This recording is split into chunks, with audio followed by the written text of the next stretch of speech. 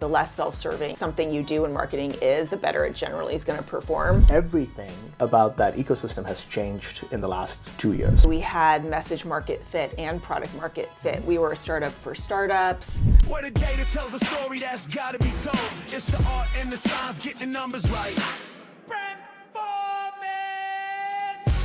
Hey everyone, and welcome to another episode of Brandformance. Today is a special episode. This is our first live podcast recording with our guest, Nicole Baer, who runs all of marketing at Carta. Before becoming the CMO at Carta, she ran marketing at Logitech, at Zendesk, at Aon Hewitt, and has tons of experience in the marketing function. So let's dive straight in. Nicole, Yes. This is exciting because this is our first in-person podcast recording. Ooh. We haven't done these before. Exciting. So very exciting. I'm glad to be the guinea pig. And a beautiful backdrop and a beautiful Thank you. office. So we're at the Carta offices. And the first question that I like to actually start with is, now I'm jealous of the Carta brand, but what brand's marketing are you most jealous of right now? I have to say, I think Ramp did a great job with their stunt that they did recently, and with Kevin from The Office, and stunts are something that just don't come naturally to me. It's just not one of my core competencies as a marketer. So whenever someone pulls off a great stunt, I'm always like, wish I could magically have that skill set. That was a good one. It was a very good one. And I heard something like 100 million plus impressions and views Yes. on the internet, which was like crazy. Yes. I spoke with them, I think, the next day, and they were on Cloud Nice. 9. Oh, wow. Yeah. Did- Yeah, as they should be. Did you hear any of the backstory? I haven't asked them the backstory. I should ask them, but did you hear the backstory of like how they architected it? Not really. I think it started off as sort of a germ of an idea. They'd wanted to work with him for, I think they'd worked with him before on something. It was very successful, and so they wanted to kind of go bigger and just went all in on this activation, and it worked. It worked really well. Okay, so I want to bring this back to sort of your journey. You have spent a lot of time in your career at big brands, Yes. big sort of financial companies, now at a fintech startup. You've also done a lot of consulting in your life. I have. And something brought you back from the consulting life back to Carta.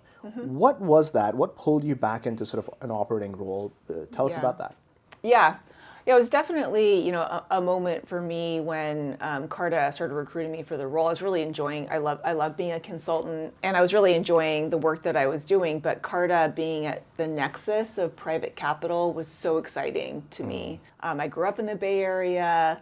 My father was part of an early stage startup with all of his buddies, and I went to business school at Haas, which has a very entrepreneurial bent to it. Many programs around entrepreneurship. And so to be at Carta, which was sort of the beacon for private capital and how it moves, whether it's startups or it's venture capital, private equity, private credit, was something that was just felt at my core very exciting.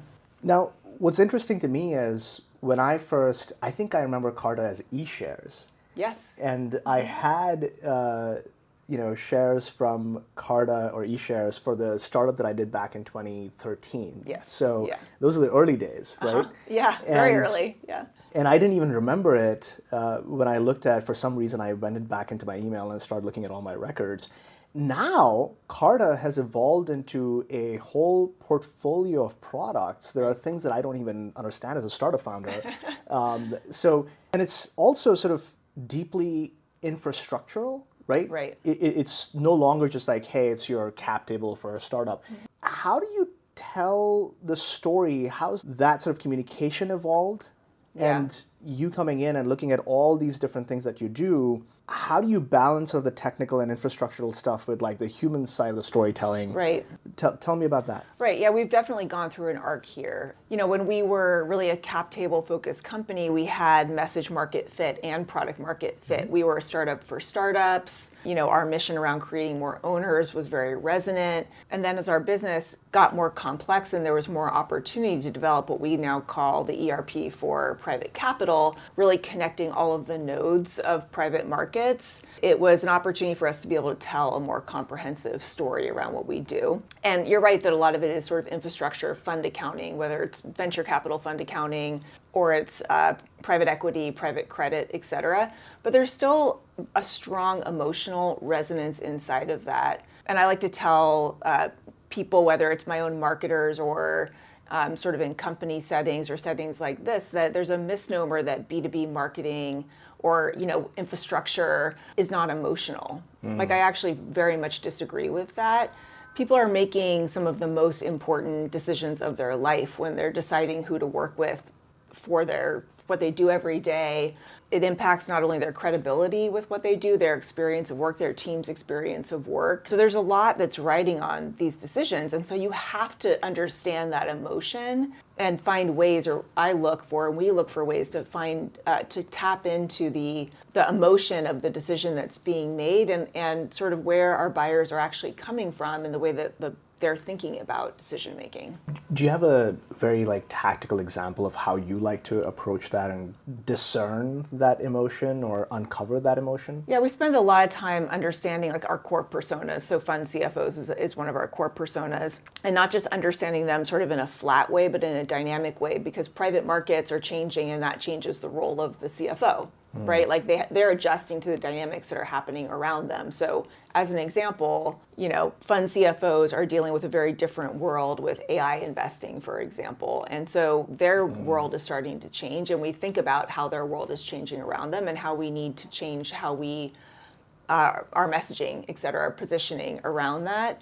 And we also really always remember that, you think about whether it's, when I was at Logitech, it was IT decision makers, or when I was at Aon, it was CHROs, or here it's CFOs. You can still connect with them in a humorous and creative way. They're still humans, right? Right?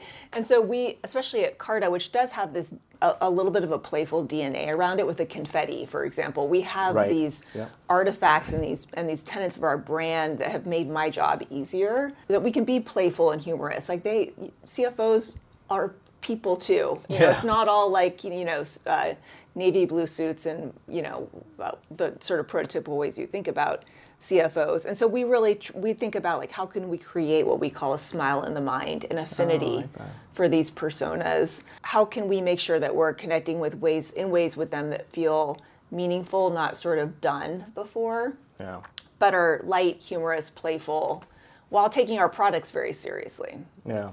You touched on an interesting point. I was having this discussion over the last few days about how AI has changed. We're a seed stage startup. Right.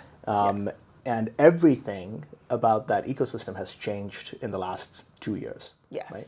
So, massively. Massively. And I was talking to some established company CFOs, a friend of mine who I will not name the company, and he's like, we're going to grow 40% year over year for the next whatever number of years. We have we have a big TAM. We're going to keep growing into that. But that's very different from the AI hyperscalers or the AI sort of apps right now who are growing 100%, 500% every year. It's bananas. It's bananas. Yeah, we see it in our data. And what I just realized is that your audience is probably the most impacted by that. Yes. Because there's a little bit of decision paralysis of, if I'm a VC or if I'm a fund, do I invest in the legacy or do I invest in AI, and how do I make the decision?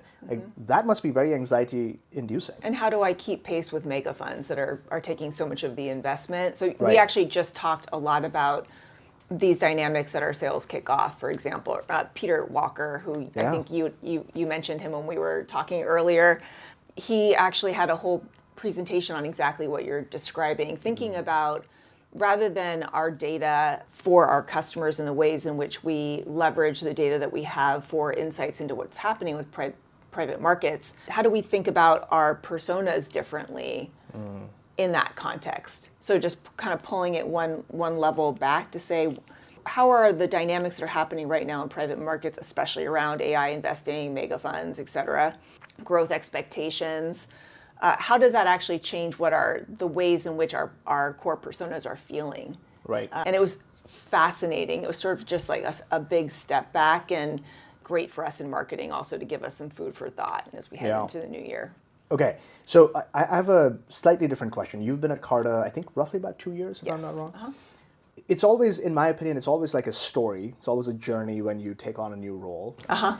What were the first few parts of that story in the first couple of years that you were like, we have to get these things right? Right. And then I'll ask you a question about what's coming next. But Yes. what were the big projects? When I arrived at Carta, we were like a little bit of a wobble from a press perspective, and so one of the things that I did right away, I think that there would have been like this impulse to do rebrand work, like right out of the gate, like get out there and do a rebrand. Instead, I focused on how can we have customers who love us tell our story. Instead of doing like a cosmetic rebrand or putting different words out into the world about Carta. Instead, I thought the most powerful way that we could reset perception would be for customers to tell our stories in all the different spaces that we can do that. And so we started this campaign called the Carta Love campaign. And the great thing about the campaign, and I always feel like, you can even observe this in data, that like the less self-serving it is, something you do in marketing is, the better it generally is going to perform. Right. And Carta Love performed incredibly well because it was allowing our cap table customers to tell the story of their startup. And the love they had for what they did and what they were doing showed up, right? And it sort of mirrored what they were talking about in terms of what they loved about Carta. Same thing for funds being able to talk about their ambitions, what they were excited about, what they were investing in, and tell their story. And then that sort of folded in the Carta piece of it. And so that initial campaign started off being something sort of small, and then it's had this extendability into so much of our decision making around marketing strategy since, for the last, call it 18 months. Even the way that we designed our Golden State Warriors partnership was around the Carta Love concept. How can we give our customers and prospects an experience they'll never forget? Courtside seats and suites and that sort of thing. So how can we give our employees the same thing? Right. So it really became this extensible concept around, storytelling on social, but also at events. We now make sure that we always have customers at all of our events to tell stories for us, our partnerships. So it's really become this enduring concept that was something right out the gate that I thought was a way to kind of start to turn the trajectory around. And what's really cool that you mentioned right now is, you mentioned the word wobble. We will just kind of put that aside and move forward from there. And you focused on customer love and customer stories. And I find that it's harder in B2B, in these sort of more complicated sales environments, to do a really good job of that. Right.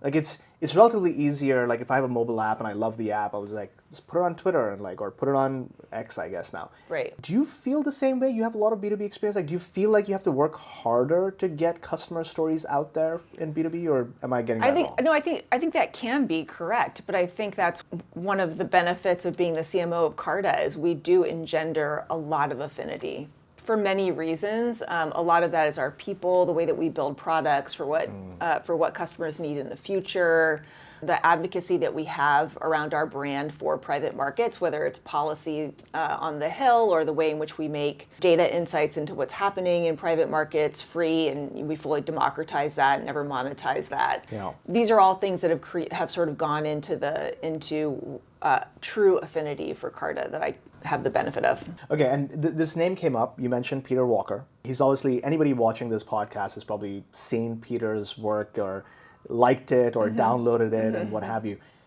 How did that come about, and how do you think about that role in the company today? Like, what is that a chief evangelist role? Is it something else? Like, yeah. Yeah, I think it started off as an idea that our prior CMO had around work. We've got a lot of private market data, and I think it was just finding the right person with Peter who could really take it and run it sort of like almost like a mini business within Carta and really have complete end-to-end ownership.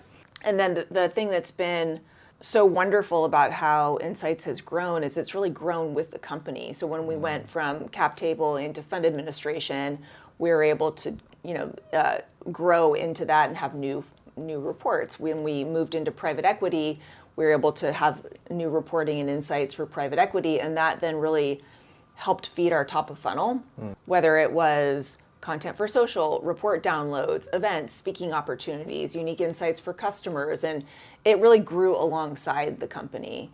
And actually, Peter has taken on a new role around go-to-market innovation as well as insights, because he's done a phenomenal job of innovation on a very, very small team. Well, shout out to him and kudos to him. Absolutely, yeah. And this is probably one of the, I started this question about what brands marketing you're jealous of. I'm pretty sure every B2B marketer is jealous of that's Carta kind. for that. Yeah. I've seen now multiple brands hire a chief economist or a chief, storyteller. And this is all about sort of telling your first party proprietary data and using that to tell stories. So great work from your team. I want to switch gears a little bit and talk about sort of, you grew through the ranks over the last, couple of decades. Yes. If I'm not wrong, you started as sort of a product marketing sort of manager, and then have grown to become a CMO.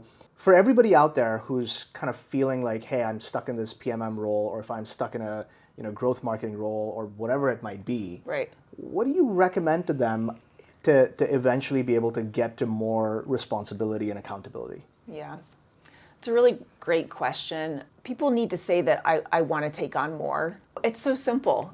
If you are a PMM or a growth marketer and you're like, hey, I want to grow my skill set, I want to grow my impact, I want to get promoted, that's step number one, is to sort of claim that space and say, I want this. And to be more specific about it too is always a good idea. Like, hey, I have an idea over here, and this is how I think I can have business impact, and can I have the opportunity to do this thing, whatever it is. And oftentimes PMMs, growth marketers, are in a unique space where they can kind of see around the corner a little bit more, and they can actually raise their hand to say, I'd really like to try this. Right. And it doesn't have to be like a one-for-one thing around getting promoted. What it demonstrates is intellectual curiosity, an expanded skill set, ambition, all of those things are good. And those were things that early on in my career, I very much embraced. I think sometimes early career marketers think they think they need to like know everything, or they think other people know everything, and they don't. And that's part of imposter syndrome, right? Yep. But the fact is we are all always learning, right? So it's really about having the ability, even in the face of some uncertainty around, can I do this perfectly, to say, I think I got this, I'm interested, I want to try it. As a CMO, when I get that, I love it. Yeah. My managers love that. It just shows that you're someone who has potential. Yeah. Hey folks, thanks for listening to this podcast today. If you're enjoying the show, and if you're getting value out of it, we'd really appreciate if you drop us a 5-star rating on your favorite podcasting app. The other thing I think that young career professionals need to do is actually to go ask, tell me what I need to do to get promoted. And you have to go at it with an open mind, right? You can't expect to hear the answer that you want to hear, right? So you have to ask the question and receive whatever you're told. Yeah. Right. It could be feedback. It could be specific projects. It could be specific competencies that you need to have. And I think that's sometimes why people hesitate to ask that question, is if they're not sure they want to hear the answer. But you're going to get a real clear sense. And that was my experience, for example, when I was at Aon. I asked my boss at the time, who was the president of our business group, I said, I want to be a partner here. And this was I was young. Most people did not get promoted to partner before 40. I was, I think, 35 and maybe younger. And I said, I want to do this. Tell me what I need to do. Not only was he surprised that I asked the question so overtly. I don't think many people did that. But we also put a plan together, and he was like, I can't guarantee that this is a path to partner. You have a lot of hurdles you have to be able to cross, like high stakes interviewing, et cetera, within the company. But just asking it and having a plan set out, and then I just went straight after the plan. That's a great story. And it's not, I don't think it works quite that linearly for everyone, but I think it's sort of like you get the gist. You have to say that you want something. Yeah. I'm going to counter that story a little bit with an experience I had early in my career. I was at this high growth startup. I had 6 bosses in 2.5 years. Yeah. Right? And so we also have to remember that if you're working in a high growth, high pace environment, sometimes life isn't fair. Yeah. And it's Correct. not going to work out the way you put it on a piece of paper because everything around is changing so fast. So be patient, because that experience still has impact on my career today. That's right. Even though it didn't look like I had, a fantastic trajectory through that 2.5 years. Right. Right. No, it's 100% true. Life is not fair. This was actually something that I just was reading this morning. There's a post from the CEO of OneMind, and she was talking about this. Nice. Yeah. Yes. It's really interesting.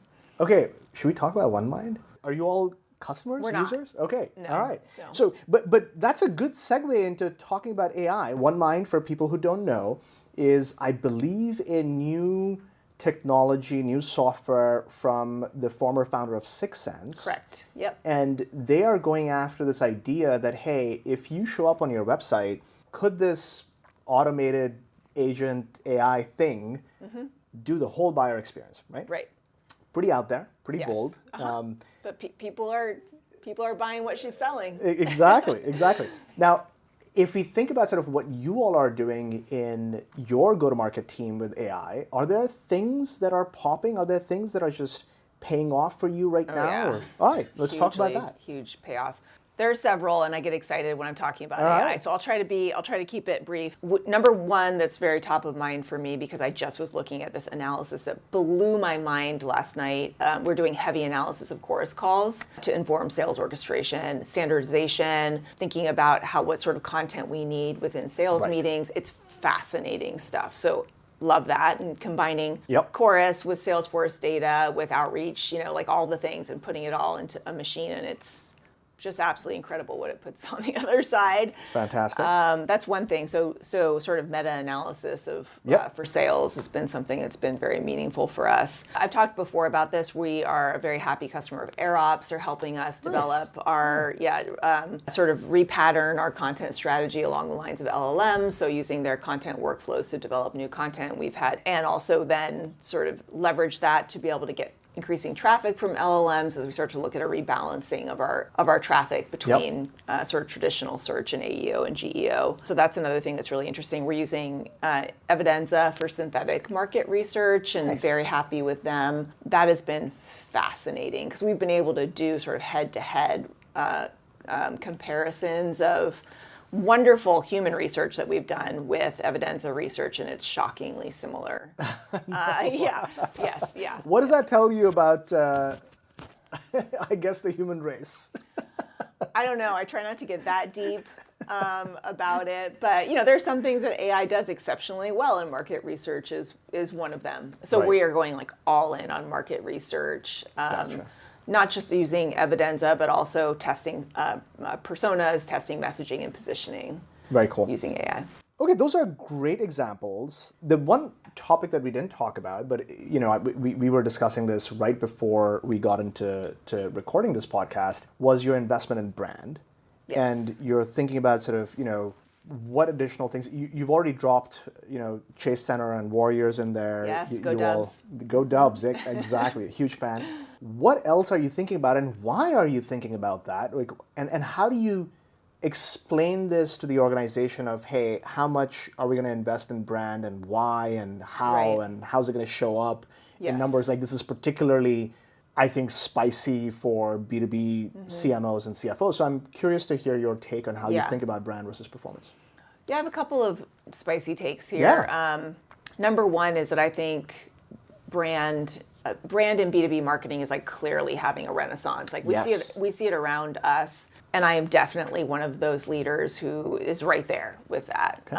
In those investments. I think it's very easy, for companies when they're growing quickly to focus on performance marketing instead of on brand. But I think brand is actually what is the true differentiator, especially in the world of AI.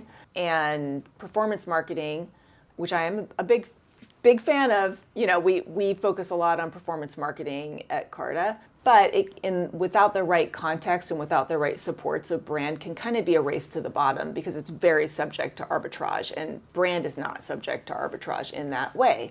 So you can create enduring, advantage with brand. And I think a lot of companies make the mistake of getting so focused on pushing it's a button you want to keep pushing with performance marketing because it's very rewarding in a lot of ways. You see exactly the impact on the other side, but if you don't support that strongly with brand, it's ephemeral. And so I've been a very brand forward focused CMO since joining Carta. For that reason and many other reasons, our business has changed and our brand has needed to have the right capaciousness to be able to reflect the business where it stands today. And so I'm a huge fan. I also, another sort of spicy take is that I don't think that your brand needs to appeal to everyone. And in fact, we don't try to do that at all. Henry, our CEO, and I talk a lot about specificity, which is I want our creative, for example, to resonate precisely with our personas, and I don't care at all if 95% of the people have no idea what we're talking about and don't get it.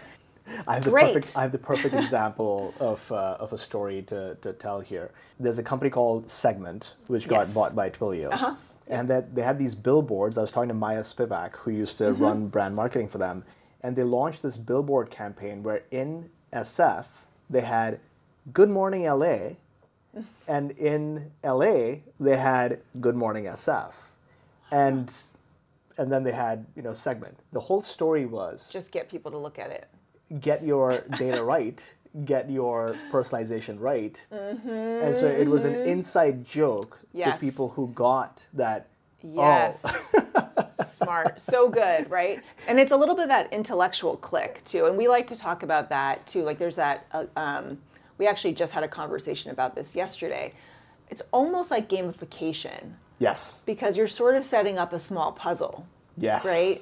So it's not like it's not like Pokemon gamification kind of thing, but you're basically setting up a small game. Yep. Can you make that that like convert to what we're talking about? And that's exactly with Carta what we do. And the side effect of that campaign was people were confused, so they were taking images of that and putting it on social media and going like, what is going on? So there was this fascinating, simple execution, 3 words or 4 words, whatever. Right. Brilliant. Yeah. Okay.